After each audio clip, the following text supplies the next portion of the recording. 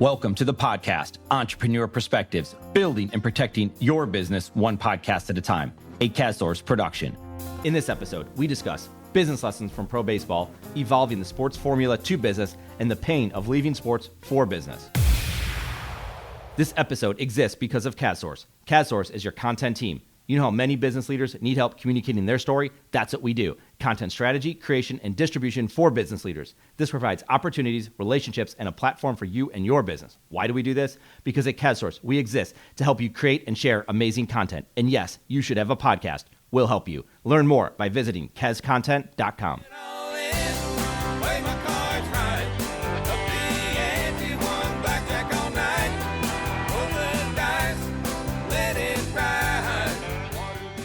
This episode includes 3 guests: Sean Farrell of QDS and former professional baseball player, Grant Wiley of VEEPIO and former All-American linebacker at West Virginia University, and Alex Roberts of FranChoice and former professional hockey player and coach.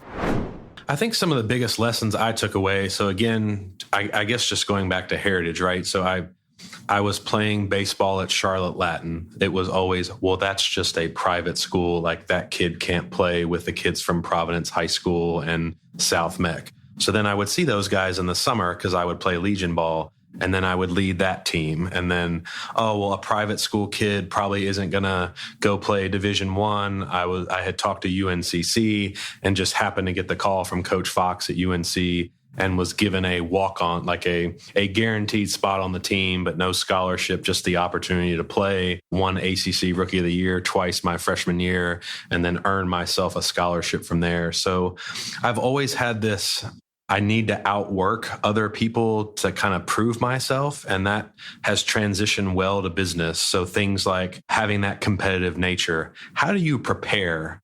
And that's one of the hats that I still wear in our company is I still understand a lot of the technical components, and being able to explain complex things in basic English has served me well. So the work behind that is you have to do the research. You have to understand. So that's going back to sports. That's your film study. It's helping other guys be successful. So I did a lot of that at Carolina, kind of in the hitting tunnel. I threw probably an extra 200 rounds a year of batting practice to guys, just helping them work on their game. Here's what I'm seeing. And kind of, again, going back to that team vibe, it wasn't just how am I doing as the third hitter in the order. It's, hey, so-and-so struggling this week. Can I help them figure it out? Can I get them a couple extra reps? So that has also transitioned to business. And at some point, as the business has scaled, it's not just what I can do, it's how do I make the team more successful. So that's another valuable lesson to take into business. Yeah, no, those are all incredible. And I'm sure they help you now running the company. But there are a few things specifically that I want to touch on from that. One is starting out as a salesperson. So it's no different than you starting out at Charlotte Latin, working your way up, earning a spot on the roster, and then getting a scholarship and all that. You learned your family business from the ground up. Like you said, it wasn't to where, okay, baseball didn't work out, now your dad's going to hand you the company. No, you were a salesperson, you worked your way up, and you had to earn that as well. That speaks numbers, because someone from the outside might say, hey, he was entitled maybe, right, or he just got spoon, this. Right? Yeah. Right. But that wasn't the case. So that helps now running the company, and you see someone come in and maybe they have a question and you can answer that because you've dug your nails into all of it. That's incredible to see. And then the other thing I think is preparation. So that's what doesn't get talked about a lot. So it's the behind the scenes stuff. It's like, what did you do to earn that spot at Chapel Hill? What did you do to earn the spot as a CEO, or even just whatever position you may have? I mean, I think that speaks numbers for where you're at and where you'd want to be. So if someone walks in the door, you can give this guidance off, give this leadership off as the team. And it's not just you holding it in. I'm sure you share all that with everyone. Yeah, I think that is still a missing trait today. And as someone who is very passionate about sales, because salespeople have, kind of the stigma in the market, right? Kind of the used car salesman thing is still out there. Sales is ultimately about connecting people to a desired result with something that you can help them achieve. And I think too much of today's kind of like dialing for dollars or Now today it's, well, you got to be selling, you got to be doing social selling to get your results. I think it's much more about, are you truly actively listening to what the prospect is trying to achieve? And have you prepared enough to know, this is how my solution has helped people achieve results. This is how my competitor positions their solution to try to help you achieve those same results. Here's some of the key differences, and understanding deals that you have lost. And I think that's another missing component, is kind of where athletics comes in, is you get that film study in athletics to say, well, why didn't we execute this play? Oh, so-and-so missed their block, or, hey, you were way out on your front foot and couldn't hit that curveball. I think people that don't have that athletic background and are truly just relying on maybe what they learned in college haven't had the opportunity to fail and then reflect on, why did I fail? And then this is how I've been able to correct those things going forward. So to me, that's a key part of preparation, is this is how I know I have failed in the past, and let me implement a different strategy and a better way to listen versus just rinse and repeat, because that's what my manager tells me, to make more phone calls. You said you lost 65 pounds, and in the way you said it, you mentioned it a couple times. So obviously it was a big deal. But I don't think we can pass over that, because you're an athlete, you've trained, you've done off-season programs, you've done what you had to do to get on the field to make sure, hey, after your freshman year or your redshirt freshman, you're going to start. How did you, just real quick, hit us with, how did you lose 65 pounds? I remember I was in my apartment, or in our townhouse. I was renting from one of my teammates, and renting a room in his townhouse. And I was staring in the mirror just alone. And I was like, there's a lot of things I needed to get over to really make the commitment to stop playing football. And I realized that it had nothing to do with me. I was okay with it. It really had to do with my perception of how everyone else was going to deal with it. Because what happens as a young athlete is everybody jumps on the bandwagon, and a lot of people around you start to create their own dreams, like sub dreams based on your dream.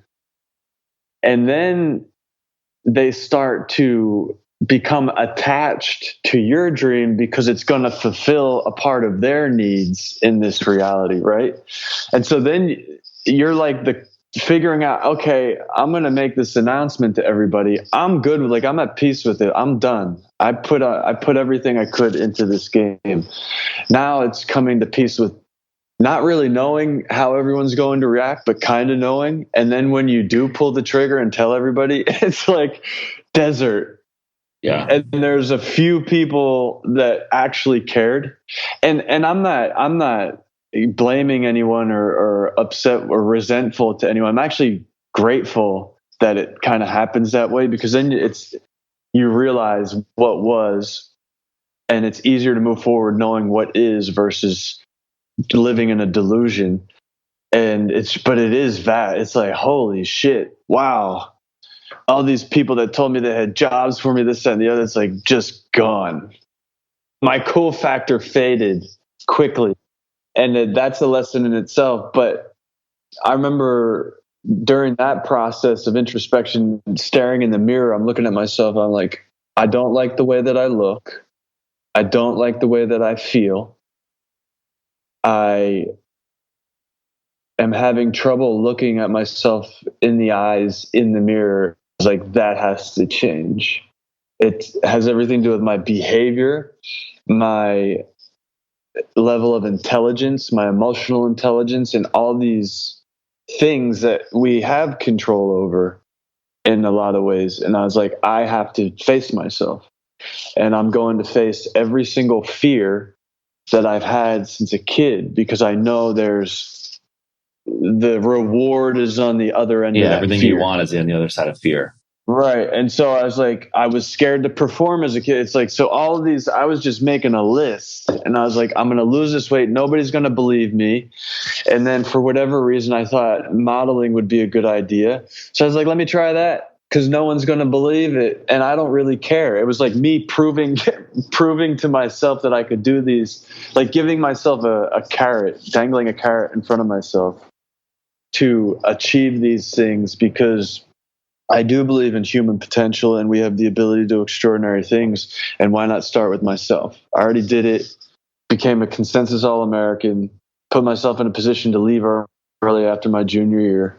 Didn't, but put myself in the position to be a top 3-round draft pick. And now I'm going to lose 65 pounds and laugh for the rest of my life because I don't feel good physically, mentally, spiritually, any way that I should be feeling, especially accomplishing these things. I was not celebrating what I was doing. I was critiquing myself on what I hadn't done in situations. I was telling my homeboy the other day, I was like, I remember the mistakes I made and the exact thought I had right before I missed that tackle more than I do the interception I had against Boston College in their first game. Yeah. It's like why there's something, my wiring needs to change.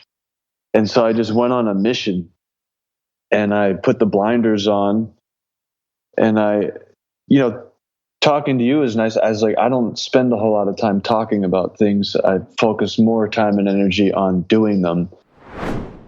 Seen a lot of current athletes, and again, we can use extreme examples, that are involved in branding, involved in business while they're still playing. They're finding the downtime. They're realizing that they're rehabbing, they're in the training room, they're sitting in the hotel room, and they're watching Netflix, so they're doing all these things. We just had a soccer player for the Portland Timbers come on, and he started a podcast with a teammate of his because they realized they had a lot of open time. They were interested in other things besides playing soccer, and they were looking beyond their soccer career to say, what do I want to do afterwards? I want to get in the content business. I want to get in the publishing business. I want to get in the franchise business, right? Whatever that might be.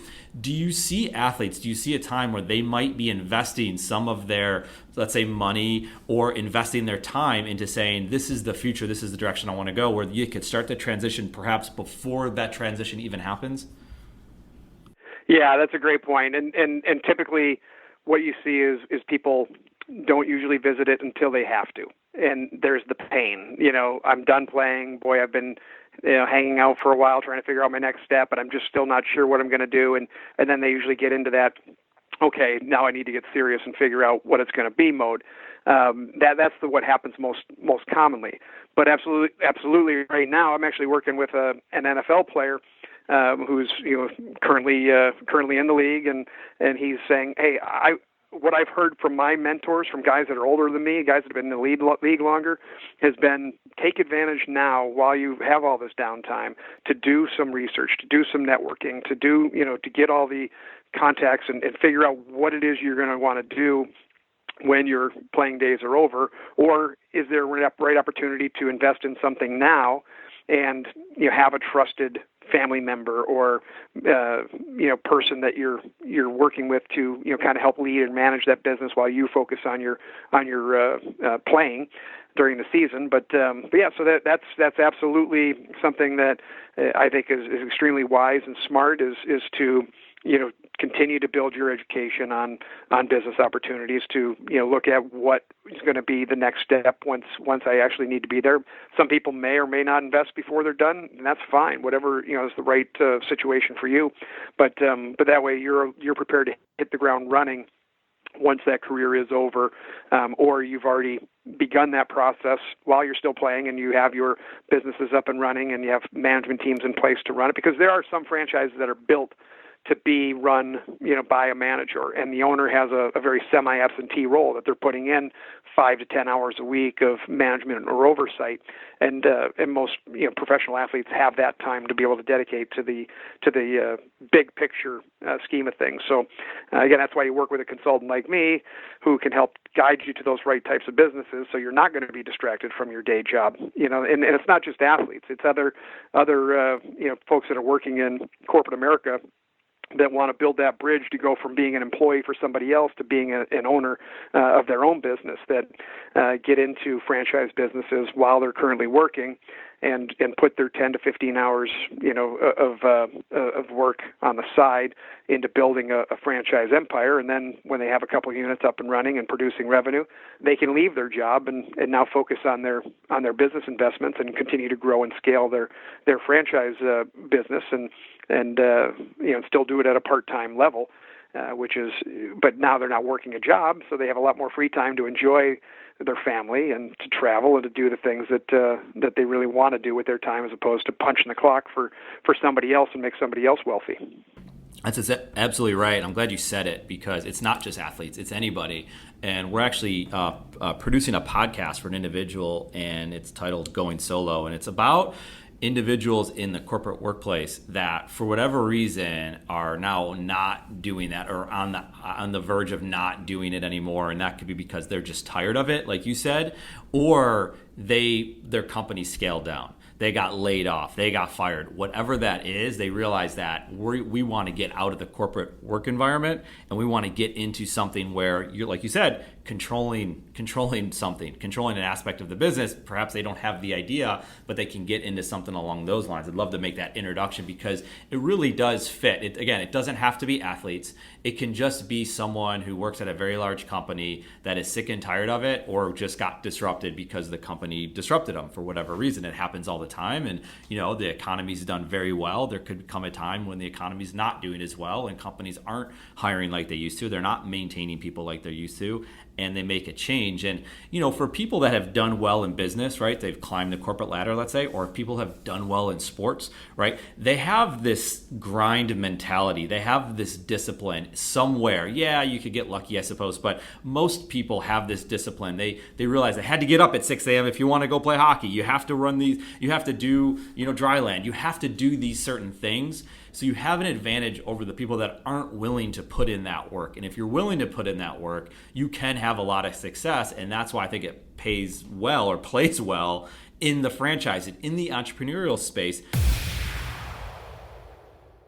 One of the best things about KazSource is having the content platform that gives us the opportunity to chat with amazing people, and then having the ability to bring the content to you through our podcast platform. If you want to connect with me, you can find me on LinkedIn or contact me on Twitter at Eric_Kaz. Thank you for listening to our KazSource podcast, Entrepreneur Perspectives, building and protecting your business one podcast at a time. Until next time, we're out of here.